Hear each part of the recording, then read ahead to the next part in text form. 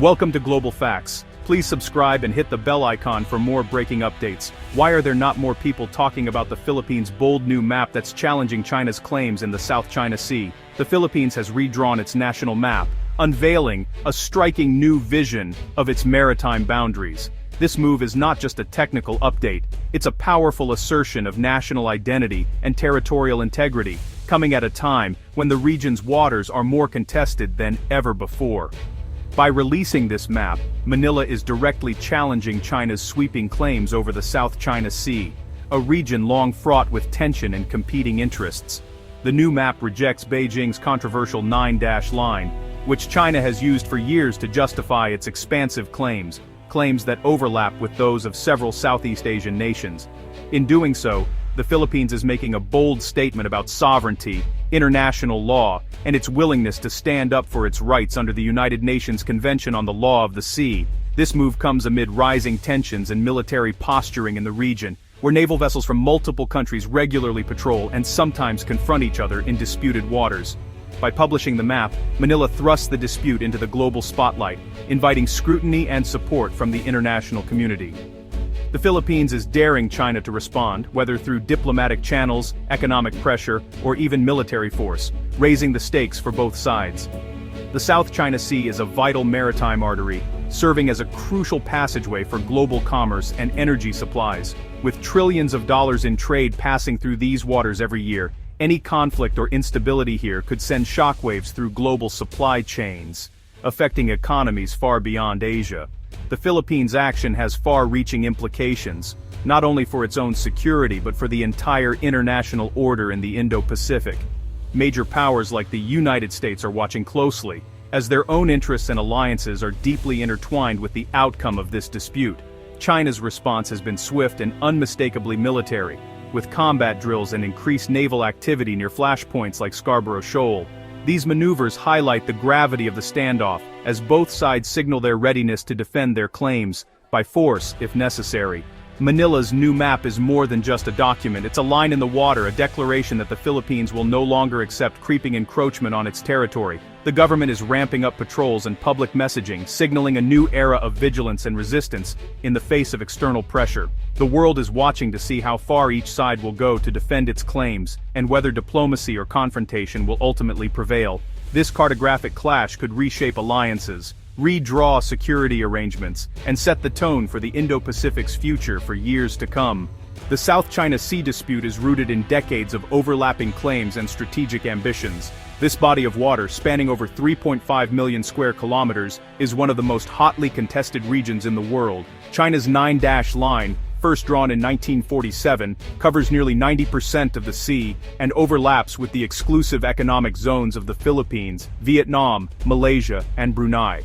This line is not just a boundary, but a symbol of China's historical claims and its growing influence in the region. Skirmishes and standoffs have erupted over the years, most notably China's 2012 seizure of Scarborough Shoal from the Philippines. These incidents have heightened tensions and brought international attention to the region.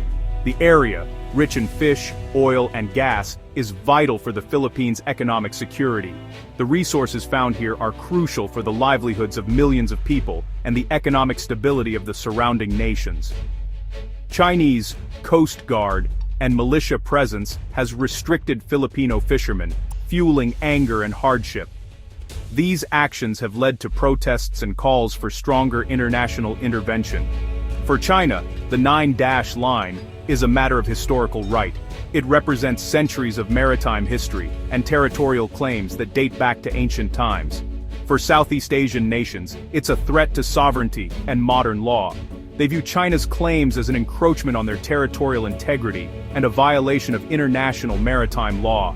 This clash of narratives, ancient history versus international law, makes the dispute so intractable. The legal battles and diplomatic negotiations have been ongoing for years, with no clear resolution in sight. Maps and treaties have become weapons in a struggle for control of one of the world's most important waterways. The outcome of this dispute will have far-reaching implications for global trade, regional security, and international relations. In 2013, the Philippines made a bold move on the world stage, taking China to court over the South China Sea dispute. This was not just a regional quarrel, it was a challenge to one of the world's most powerful nations, and a test of the international legal order itself.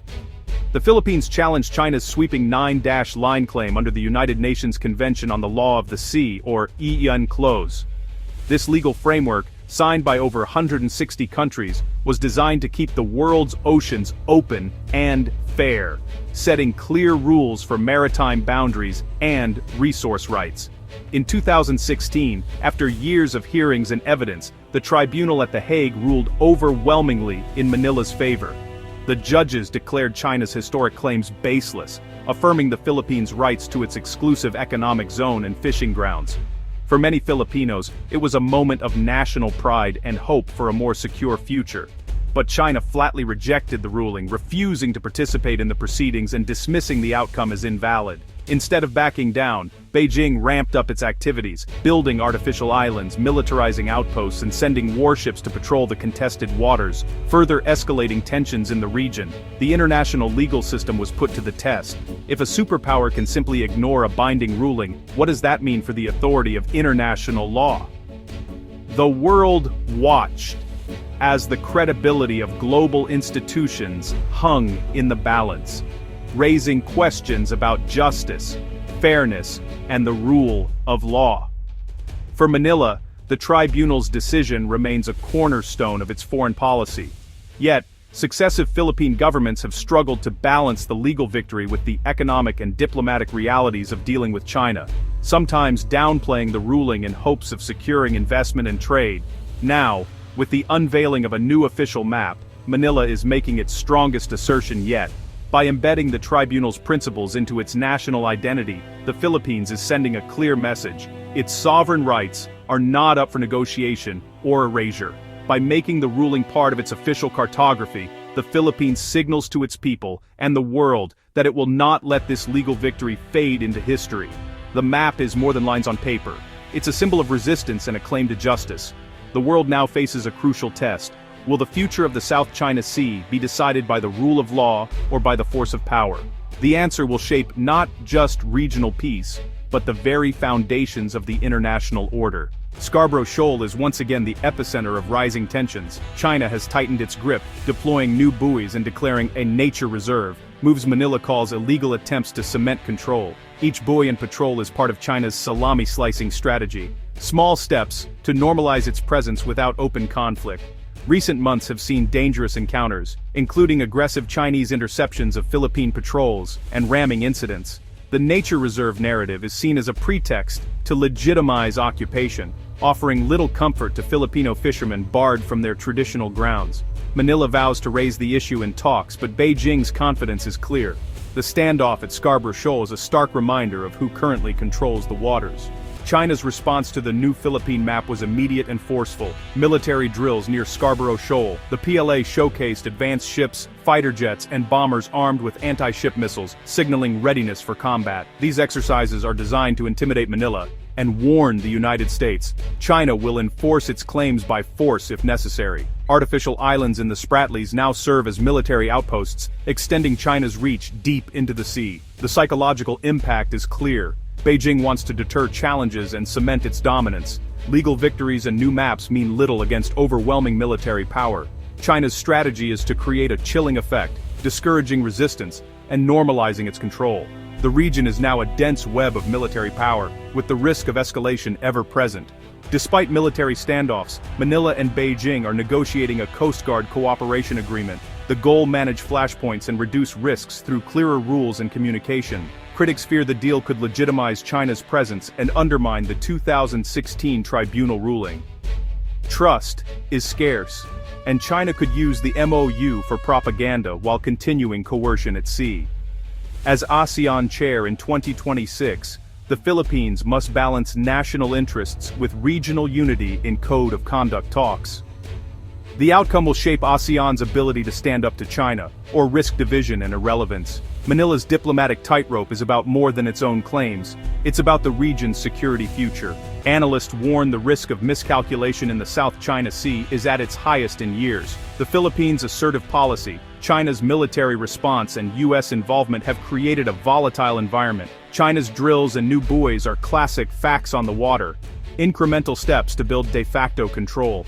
Some see the proposed Coast Guard MOU as a way to prevent accidental clashes, but it won't resolve the core sovereignty dispute. The real issue is China's rejection of international law and Manila's insistence on the 2016 ruling. The Philippines, backed by the US, has drawn a firm line. China is willing to use force to defend its own. De-escalation is possible, but the conflict's roots remain unresolved. Without restraint and respect for rules, the West Philippine Sea could become the next major international crisis. The world's experts agree. The stakes have never been higher.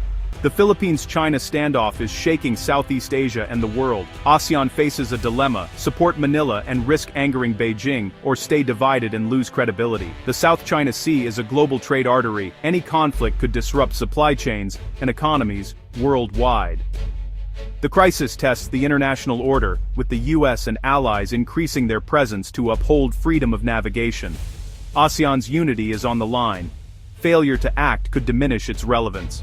The world economy is vulnerable to any shockwaves from this region.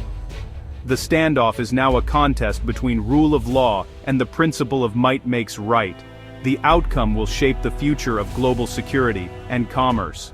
The South China Sea dispute is a defining geopolitical drama with global consequences. The Philippines' new map is a stand for international law over historical claims and raw power. Military activity and close encounters have created a tinderbox. One spark could ignite a major conflict. The proposed Coast Guard MOU offers hope for crisis management, but not resolution. The fate of Filipino fishermen is tied to global trade and the future of international law. In our interconnected world, no conflict is isolated. The ripples will reach every shore.